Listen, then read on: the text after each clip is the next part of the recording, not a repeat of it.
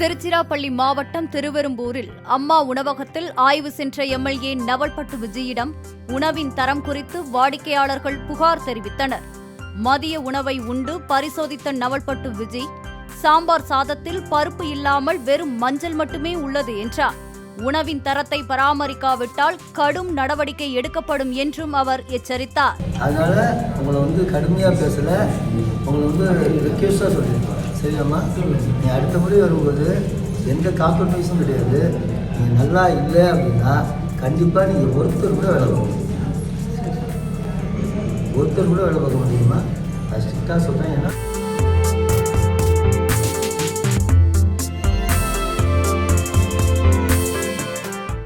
Play store மற்றும் app ஸ்டோரில் இருந்து பாலிமர் செயலியை QR கோடு மூலம் பதிவிறக்கம் செய்யுங்கள். செய்திகளை உடனுக்குடன் பெறுங்கள்.